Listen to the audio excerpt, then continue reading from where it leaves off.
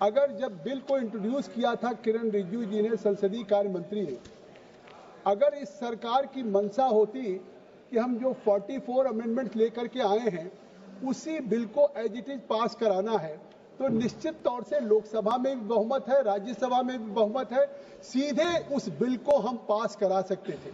लेकिन इसके बावजूद संसदीय कार्य मंत्री जी जब बिल को इंट्रोड्यूस कर रहे थे, खड़े होकर के उन्होंने कहा पूरे देश के सामने कि हम इस बिल को पास करा सकते हैं, लेकिन हम चाहते हैं कि इस बिल को ज्वाइंट पार्लियामेंट्री कमेटी को स्पीकर साहब आप रेफर कर दें, जिससे देश के सभी स्टेक होल्डर्स के साथ, सभी राज्य के ऑफिशियल्स के साथ, या हमारे सिया सुन्नी वक्फ बोर्ड हो, इस्लामिक स्कॉलर हो, या हमारे बार एसोसिएशन हो, या फॉर्मर जजेज हो, इस्लामिक स्कॉलर्स हो, सभी के साथ हो।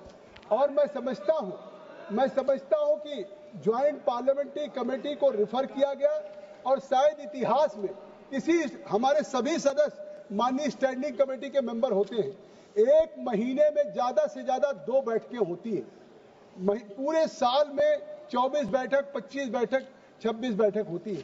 इस ज्वाइंट पार्लियामेंट्री कमेटी ने 5 महीने में 38 बैठकें करने का काम किया है, और इसके बावजूद भी ये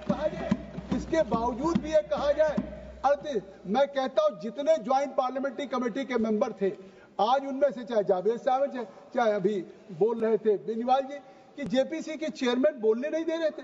जेपीसी के चेयरमैन हफ्ते में 5 दिन बैठक करना चाहते थे, 4 दिन करना चाहते थे। जेपीसी के मेंबर हमारे उधर के स्पीकर साहब से जाके कहते थे कि साहब 15 दिन में 2 बैठक होनी चाहिए। तो मैं बोलने के लिए दिल पे हाथ रख के कह दें कि शायद अपनी स्टैंडिंग कमेटी में उतना बोलने का अवसर नहीं मिला होगा जितना ज्वाइंट पार्लियामेंट्री कमेटी में इन लोगों को बोलने का अवसर मिला।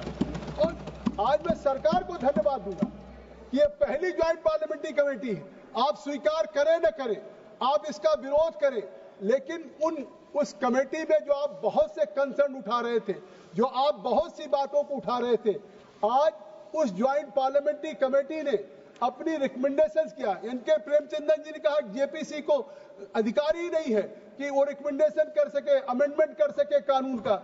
गृह मंत्री जी ने उत्तर दे दिया, उसमें मुझे नहीं कहना। लेकिन आज ज्वाइंट पार्लियामेंट्री कमेटी में मैं अपने सभी सदस्यों को धन्यवाद देना चाहता हूं। ये आपका सौभाग्य होगा, इतिहास बताएगा कि जिस जेपीसी के आप मेंबर थे उसकी सारी रिकमेंडेशंस को सरकार ने स्वीकार करने का काम किया है। ये कोई साधारण बात है। आज कम से कम उस ज्वाइंट पार्लियामेंट्री कमेटी में जिस तरह से हमने डिटेल डिस्कशंस किया और डिलिब्रेशंस किया, और इसके बावजूद किसी भी मैं सदस्य से मैंने ये नहीं कहा होगा, अगर उन्होंने आधे घंटे बात रखनी चाहिए होगी, 1 घंटे रखनी चाहिए होगी, सबको मैंने पूरा अवसर दिया। 11 बजे से बैठक शुरू करते थे, 7 बजे 8 बजे तक बैठक करते थे। और इसके बावजूद मैं कहता हूं कि आज गृह मंत्री जी ने अगर ये कह दिया कि अब इसमें चाहे वाकिफ हो, उसमें न कोई सरकार का दखल होगा, न वाकिफ के इंटेंशन पे, न वक्त में कोई दखल होगा, तो जब वक्त में कोई दखल नहीं है, न वाकिफ में कोई दखल है, और इसके बावजूद भी अभी भी आपने देखा ओवैसी साहब को कि अभी उन्होंने इस बिल को फाड़ने का काम किया है। तो ये जो बात कह रहे कि ये बिल असंवैधानिक है, असंवैधानिक काम तो उन्होंने किया है जो बिल फाड़ने का काम किया है। आज मैं पूछना चाहता हूं, आज किस लिए बिल फाड़ दिया? उन्होंने कहा, चले गए, मैं पूछना चाहता हूं, उन्होंने कहा कि हमारी 123 प्रॉपर्टी है और साहब हमारे पास डीड नहीं है, उस डीड को हम कैसे देंगे, हमारी प्रॉपर्टी तो मिलेगी नहीं।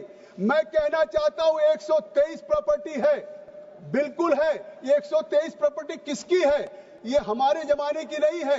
जब ब्रिटिशर्स ने, अंग्रेजों ने हिंदुस्तान की राजधानी को कोलकाता से दिल्ली बनाने का फैसला किया और 1911 में जब उन्होंने यहाँ के लुटियन जोन्स की लैंड को एक्वायर किया, लैंड एक्वायर करने के बाद ड्यूली कंपनसेशन दिया और अधिग्रहण कर लिया, और 1911 जो अधिग्रहण ब्रिटिश सरकार ने किया, अखिलेश जी आप भी मुख्यमंत्री रहे, अगर कोई सरकार किसी जमीन का अधिग्रहण कर ले तो फिर उस जमीन को डीनोटिफाई करके किसी को दे नहीं सकती है। यह पहली बार कांग्रेस सरकार ने डीनोटिफाई करके देने का काम किया है। मैं पूछना चाहता हूं, अगर आपके पास डॉक्यूमेंट नहीं है, मैं पूछना चाहता हूं कि अगर डॉक्यूमेंट नहीं है, हमारे जेपीसी के मेंबर लोग बैठे हुए, मैं पूछना चाहता हूं ये तुष्टीकरण नहीं तो और क्या था? 1911 1911 की जो ब्रिटिशर्स ने जमीन लिया, बैठ जाइए लाल जी, सुन लीजिए पूरी बात, आपको स्पष्ट हो जाएगा। 1911 में जो जमीन अंग्रेजों ने, ब्रिटिशर्स ने एक्वायर किया राजधानी के लिए, 1911 के बाद 1970 में दिल्ली के वक्फ बोर्ड ने कहा, जो 1911 की ब्रिटिशर्स की जमीन एक्वायर थी, कि ये वक्फ बोर्ड की है।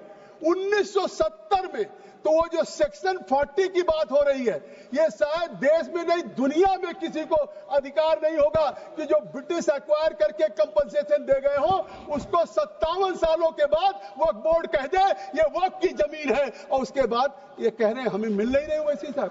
वो मिल जाती 1984 में भी कांग्रेस यूपीए सरकार ने देने की कोशिश की, 2014 में भी देने की कोशिश की। आप अपनी कैबिनेट देख ले, सरकार देख ले। 5 मार्च 2014 को चुनाव का मॉडल कोड ऑफ कंडक्ट जारी हुआ था। आप सबको याद होगा, आप सब लोगों में से बहुत से सांसद लड़े थे, जीते थे। 5 मार्च 2014 को मॉडल कोड ऑफ कंडक्ट लागू हुआ, और उसके ठीक 2 दिन पहले 2 मार्च को यूपीए सरकार ने एक कैबिनेट बैठक किया, और कैबिनेट बैठक करके उस 123 प्रॉपर्टी को डी नोटिफिकेशन करके कहा इसको वक्फ बोर्ड को दे दिया जाए। धन्यवाद है हाई कोर्ट को, सुप्रीम कोर्ट को। आज वो हाई कोर्ट के स्टे से रुका हुआ है, नहीं तो इस सरकार ने, तत्कालीन सरकार ने तो देने का काम कर दिया था जो अब असंवैधानिक था। सुन लीजिए धर्मेंद्र जी, सुनिए। सुप्रीम कोर्ट के फैसले के, हाई कोर्ट के फैसले के बाद कोई अधिग्रहित और मुआवजादारी दी गई जमीन किसी दूसरी इकाई को नहीं दिया जा सकता।